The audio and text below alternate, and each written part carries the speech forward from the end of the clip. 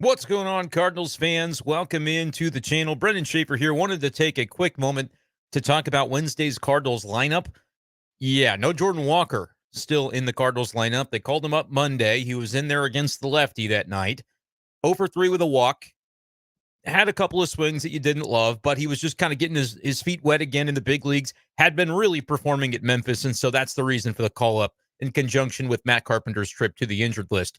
Tuesday comes, righty on the mound for the Reds. It's Hunter Greene.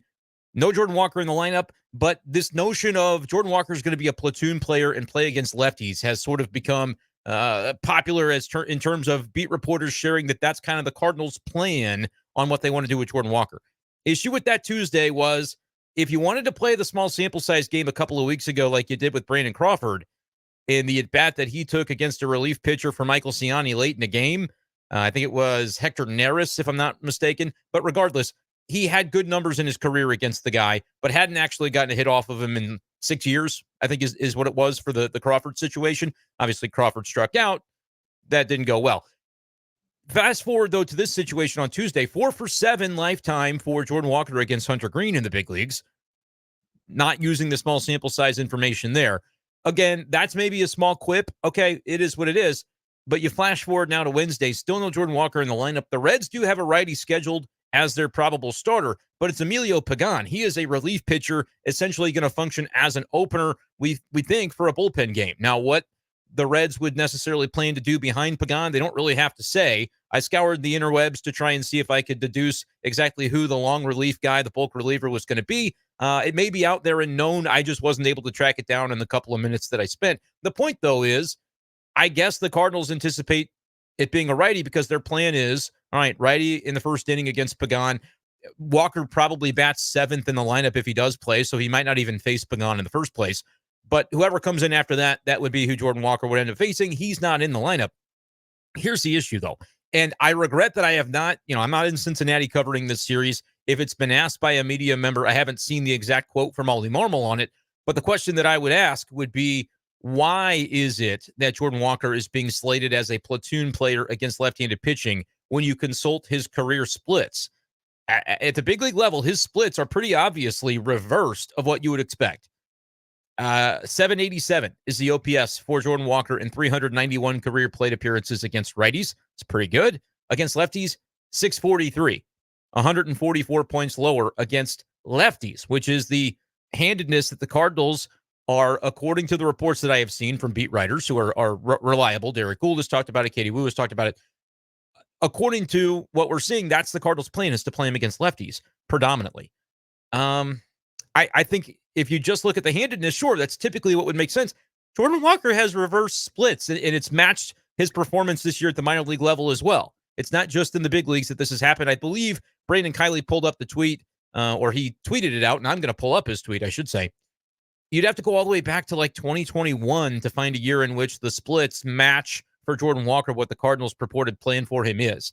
Reading directly from Kiley's Twitter account, 841 was the OPS for Jordan Walker in the minors in 2021 against righties. He had a 1,300 OPS against lefties. So, yep, that looks like you would think it would look for a righty batter against lefty pitching. 2022, 912 OPS against righties, 851 against lefties. So, very good regardless back in 22. Better against righties, though. The reverse split trend begins to show itself. 2023, 793 against right, 738 against left. Again, it's reverse splits. 2024, this season, 717 OPS against right, 676 against left. I believe that encompasses minors and majors, is my assumption on Kiley's tweet there. 3 years in a row, Jordan Walker actually has reverse splits. So even if the argument was that, well, it's a righty in the lineup today for the Cincinnati Reds, Emilio Pagan, that might be when you want to play Jordan Walker. This notion of platooning him against lefties is, I'm eager to see if it ends up coming up in a more substantive way. I'll continue kind of scouring the different articles that have been written. I have been kind of juggling a lot of things over the last couple of days. So if it's out there, I don't mean to denigrate the reporting. I know the people that are beat writers there for their various outlets are doing a great job, and they may have already reported this, and I may have just not gotten a chance to read it. But that's sort of my instant reaction is, I am curious what that explanation would be. But even if that was the ruling, well, Pagan isn't going to pitch more than one inning anyway, maybe two. If you look at historically, he's just a relief pitcher serving as an opener. is what our belief would be. And that's just, I'm reading it on MLB.com. That's who the probable starter is. So I just, even if that were the case, you don't know for sure that there won't be lefties in there. And hey, maybe that's Ollie Marmol's thought. Maybe Jordan Walker is into this game just as soon as there's a lefty that he could face. But my point would be that's almost counterproductive because I'm not sure the Cardinals should be taking Jordan Walker and calling him up to platoon him, particularly against lefties. If anything, platoon him and have him in there against righties if you're going based on the splits. Now, is there a reason that they believe those splits over the last 3 years are fluky and that Jordan Walker actually should be in there against lefties instead of righties?